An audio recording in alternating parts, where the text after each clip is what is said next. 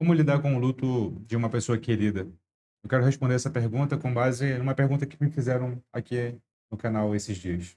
Meu nome é Vitor Lima, eu sou seu professor de filosofia de hoje e de sempre, e isto aqui não é filosofia.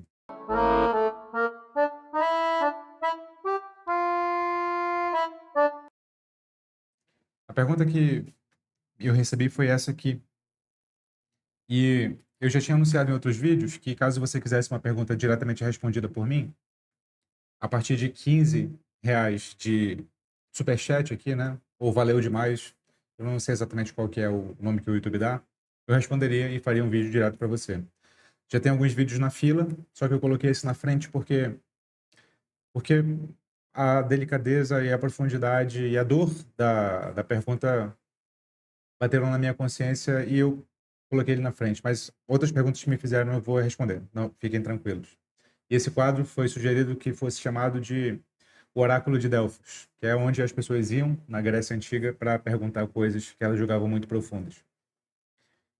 Esse vídeo aqui é uma série de mitologia que eu estou fazendo, de reflexão filosófica e mitologia, como aquecimento também para a nossa viagem à Grécia. Eu vou fazer uma viagem à Grécia com alguns alunos e eu estou fazendo essa mitologia, esse comentário mitológico grego para fazer um aquecimento e para dar um gostinho da viagem para quem não vai poder ir, certo? Mas vamos lá. O Edson Zofreagos Mões, não sei exatamente porque está tudo junto aqui, né? Mas Edson perguntou assim: você tem um vídeo sobre o luto? Tenho 48 anos e perdi minha esposa há 4 meses. Ela teve uma doença terrível chamada esclerose lateral amiotrófica. Ela partiu aos 41 anos e deixou um marido inconsolável e um filho de 8 anos. Eu sou filho único, perdi minha mãe quando criança, igual ao que acontece com meu filho, e perdi meu pai na semana que casei. A doença da minha esposa leva à tetraplegia e por isso ela precisou ir para casa da minha sogra em outro estado, porque sozinho não podia cuidar da minha esposa, do meu filho e trabalhar. Após o falecimento dela, meu filho continuou lá porque tem os avós, tios, primos e em SP não tem ninguém. Eu me divido um mês em cada cidade, mas não consigo ficar direito com meu filho. Luto com uma depressão terrível e um sentimento melancólico. Quando as pessoas conversam comigo, a maioria das pessoas vai falar de Deus, etc., mas para um ateu recém-convertido, a hipótese de Deus não me traz nada de bom. A filosofia pode me ajudar além da psicoterapia. E eu quero agradecer à comunidade de pessoas que foi no comentário do Edson prestar condolências. Meus sentimentos, experimente ler os estoicos, alguém colocou aqui. Eu respondi dizendo que ia fazer esse vídeo. O Edson respondeu de volta, né? Então vou ler aqui o comentário dele. Muito obrigado, professor Vitor. A perda precoce da minha esposa foi uma bomba atômica emocional. Faremos 15 anos de casados esse mês e eu fui feliz demais nesse casamento. Era realizado, na verdade. Há dias que sair da cama e fazer atividade simples é complicado, porque é uma tristeza paralisante, mas a vida não para e preciso trabalhar e criar meu filho.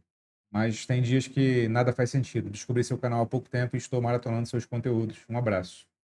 E aí veio o Maurício e falou: pode se lembrar de algo importante, Deus existindo ou não, eu posso provar que existe Deus, não pode resolver seus problemas ou dar sentido à sua vida, pois contraria o livre-arbítrio, e que foram tentar argumentar com ele. O Breno falou: Edson, recomendo a leitura do livro de Sêneca, chamado Consolação, de minha mãe Élvia. Eu perdi meu pai tem 5 meses. A dor que vem com a saudade nunca vai ser superada, mas não se trata de não sentir tristeza, e sim de não se submeter a ela. E aí deu a mensagem para ele aqui. Enfim, veio outro Edson, veio Alerto, veio Chaka, veio Soluções Consultoria, veio Leonardo, veio uma galera. E eu quero agradecer a todo mundo da comunidade aqui, do, do INEF como um todo, do canal, que foi super generoso aqui com o nosso amigo. E eu escolhi para falar sobre luto aqui, já que essa série é sobre mitologia e filosofia, pensando no Edson, a história de alguém que perdeu também a amada. Eu estou falando aqui do Orfeu, que perdeu a Eurídice. Então, eu estou utilizando aqui a versão do Gustav Schwab, nesse livro as mais belas histórias da Antiguidade Clássica para facilitar a nossa leitura e acesso aos mitos. Então, eu vou ler na íntegra. Então, você preste atenção, embora não vá aparecer na tela, esse livro não é para ser daqueles vídeos que chamam a atenção. Esse vídeo é para ser reflexivo mesmo, então eu acho oportuna a leitura aqui. Então, eu vou ler o mito e em seguida eu vou fazer a minha reflexão, tá bom?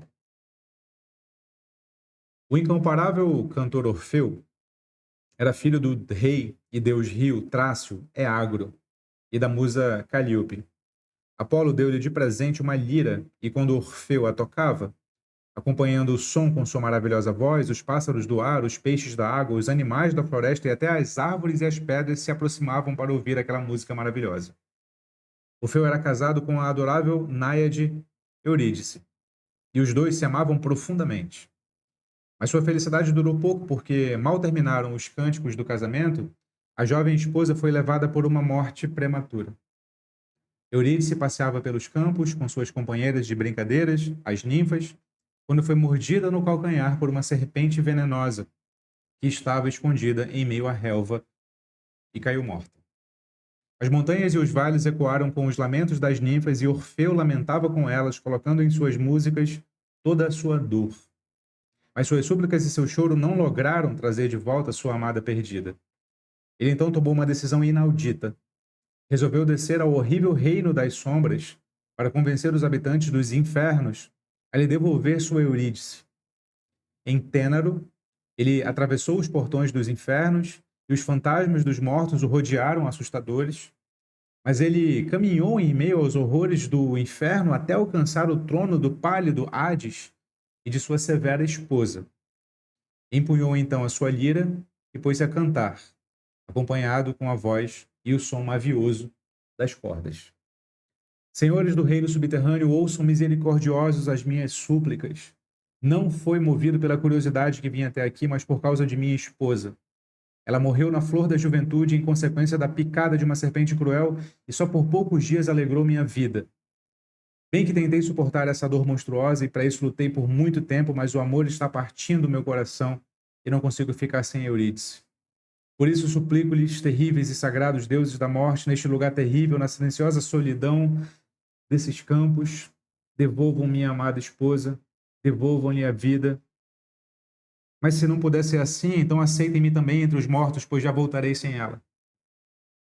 Assim cantava ele, tangendo as cordas com os dedos até as sombras exangues e o escutavam e choravam.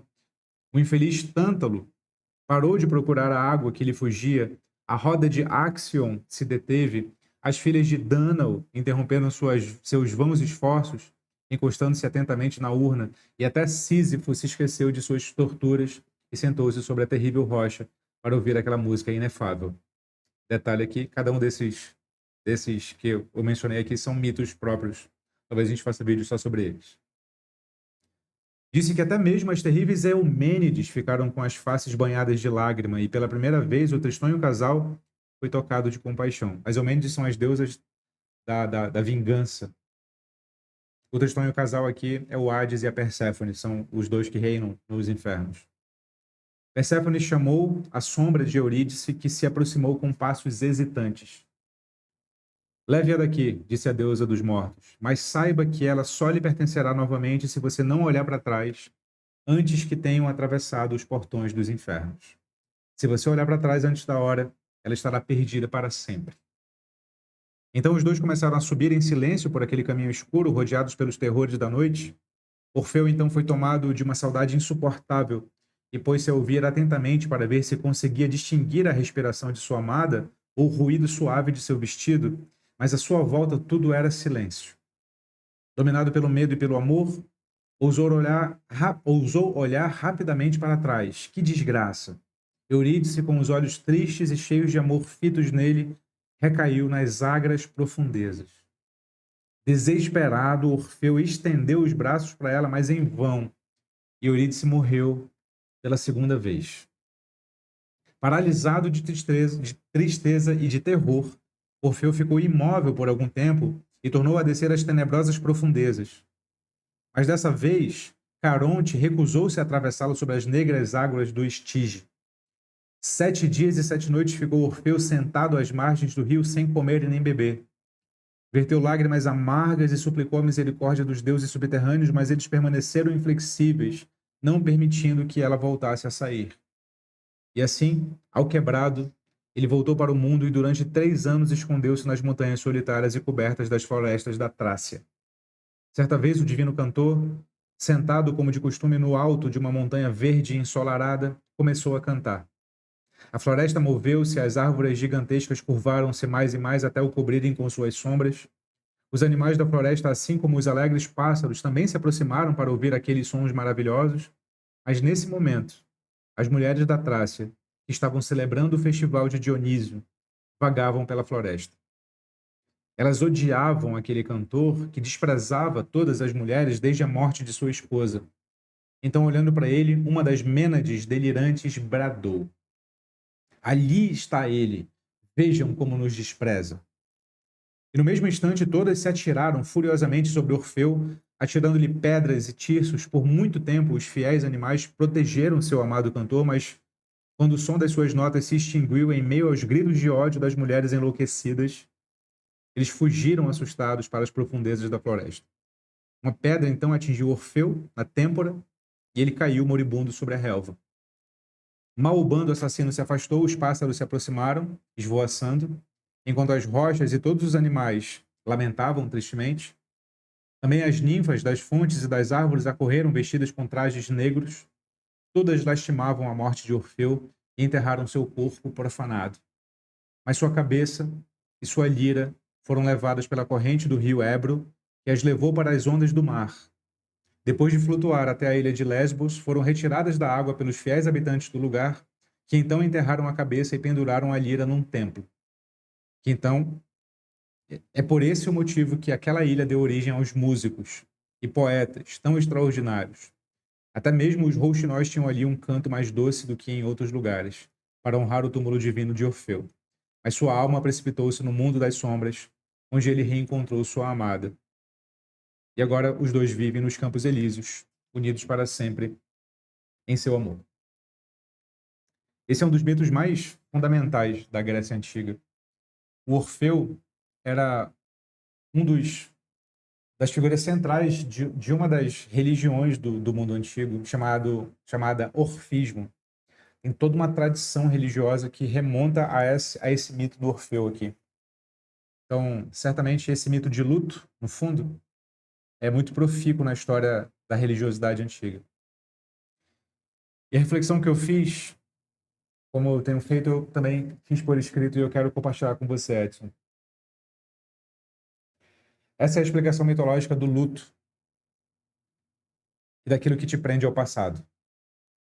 Orfeu, poeta e músico, perdeu Eurídice, sua amada esposa, e a dor o consumiu. A música antes alegria tornou-se lamento, e o mundo antes colorido perdeu o brilho. Desesperado, Orfeu desceu ao submundo, ousando enfrentar Hades e Perséfone, para trazer Eurídice de volta. A melodia de sua dor comoveu os deuses que concordaram em libertar Eurídice, mas com uma condição. Orfeu deveria guiá-la para fora do submundo sem jamais olhar para trás. A condição era simples, mas a alma humana é feita de dúvidas e de saudades. Orfeu, dominado pela ansiedade, virou-se para confirmar se Eurídice o seguia, e no instante em que seus olhos se encontraram, ela se desfez em sombra. Arrastada de volta para a escuridão, o luto de Orfeu selou o destino de Eurídice, transformando a esperança em eterna perda. A história de Orfeu nos lembra que o luto, se não domado, nos prende no passado. A dor nos cega, a saudade nos faz questionar o presente. A cada olhar para trás, perdemos a chance de seguir em frente, de reconstruir a vida com as lembranças do amor que se foi. Eurídice não foi a única a ser arrastada para as sombras. Parte de Orfeu se perdeu com ela. Afinal, o amor não se desfaz com a morte, se transforma. Aprender a carregar as memórias sem deixar que elas nos afoguem é o desafio de quem fica. Minha mensagem para você, Edson, é: Na verdade, uma pergunta, porque não é um conselho. Não se dá conselho nessas horas. Você tem olhado para trás e buscado encontrar força para seguir em frente. Edson, meus sentimentos. E eu espero que essa reflexão tenha sido de algum consolo. Você é o que pensa e, como sempre, fique com Sócrates.